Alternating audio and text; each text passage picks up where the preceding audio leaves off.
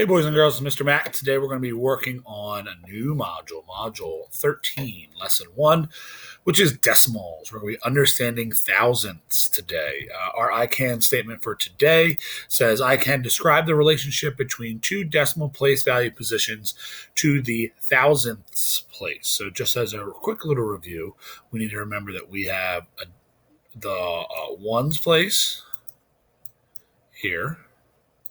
Then we have our decimal. And then there's three places that we're going to be dealing with today. And this is the tenths. So I'll write it right here. Tenths. Okay, then we have the hundredths. Okay, and then after the hundredths is going to come the thousandths. These are the three places we're going to be dealing with today when we are comparing. Okay, so really important, and I lost that T. Really important that we remember to end with the THS because that is really what makes them the decimal places: tenths, hundredths, thousandths. All right, so the first example that we have to kind of help us understand here, it says Kiana is looking at seawater under a microscope to search for microscopic organisms. A droplet of seawater has a mass of about 51 and 3/10 milligrams. Okay, and we read that as 51 and 3/10 just as a reminder because we read the whole number. The decimal is the and. Okay, so every time I see a decimal, we'll say and. Okay, and the 3 is in the tenths place. So 51 and 3/10. So it says, what would the mass of 10 droplets of seawater be? Show your reasoning. So they give us this little table here, okay? This table here, we have 51 and 3/100ths, right? So I'm going to put the 51 and 3/100ths right into this table here. Okay, so one second. So we'll have the hundreds place here, the tens place, the ones place, and then this is the tenths. So I'm going to put a T, and then I'm going to put THS after it. So we know that that's the decimal, the tenths. Okay, now we said we had 51 and 3/10. That's 5 tens, 1/100th, one, a decimal, and then 3/10. We want to know what is the mass of 10 of those. Whenever we are multiplying by 10, we know that every place is going to get bigger by one place value column because every place value column is 10 times the size of the one that comes before it. So we would take this 5 from the tens and we would move it over one place. So we would say that the 5 would go here. The 1 would move over one place to here. And then the 3 would move over one place to here. So if they wanted to know what was the mass of 10, it would be 513. Because again, 10 times the value is everything moves bigger by one place. All right, so let's actually take a look at another example here. A little bit different, and it can be a little confusing, so I really need you guys to focus on this one. All right, so it says the length of a sea creature, the anemone, measures 0 and 4/100ths inch early in its development.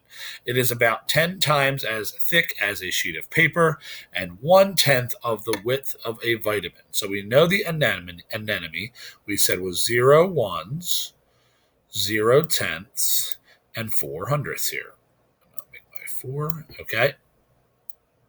Now, it says that it is 10 times as thick of the sheet of paper. So if the sea anemone is 10 times as thick, that means it is bigger, which means it should be one place bigger than this sheet of paper. So instead of moving everything the way we did in the last problem, we're going to send everything back one place because the sea anemone is bigger by 10 times. So I'm going to put a 4 here, and then my zeros will all come before it. So that means that the sheet of paper is 0 and 4/1000ths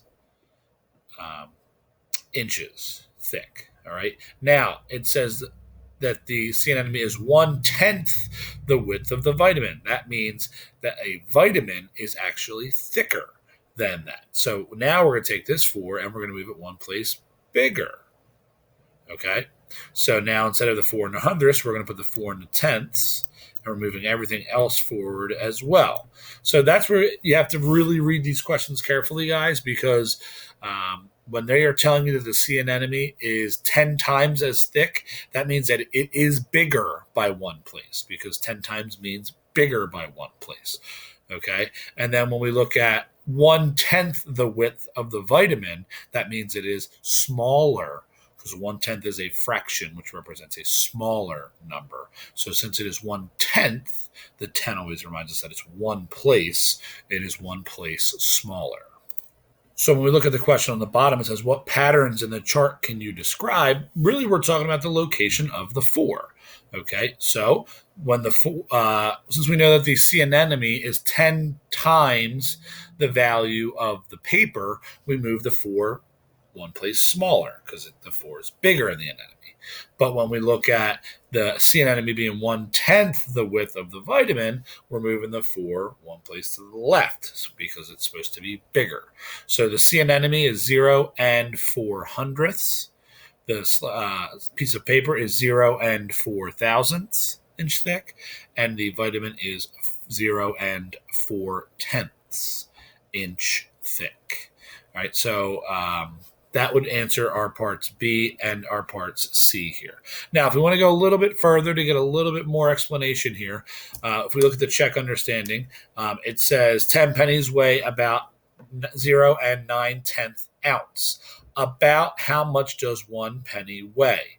So when we talk about how much does 1 penny weigh, okay, we know that we have 0 and 9/10 ounces. We want to know one of them. Okay, 10 of those are 0 and 9/10 ounce. We want to know one of them, which is 1/10 the value. So if it's 1/10 the value, we're moving our number over one place. So it would be 0 and 9 hundredths, excuse me. All right. Now, so that would be our answer for number 1. And then number 2, it says 1 dime weighs about 0 and 5 thousandths. How much do 10 dimes weigh? So that's going to weigh more, and it's 10. So we're going to move it the place over by 1. So the 5 would go here, and then it would be zeros in front. So it would be 0 and 5 hundredths. Remember, guys, we know that this is going to be true because we know that if we're comparing these decimals, which we'll get to later, they both have 0 in the tenths place, but this 5 has this number has a 5 in the hundredths place, and this does not have anything. All right. Hopefully this will kind of remind you, because we did learn this lesson before when we were talking about whole numbers, and it's the same idea. Now we're just talking about decimals. All right. Good luck with today's lesson, guys. Take care.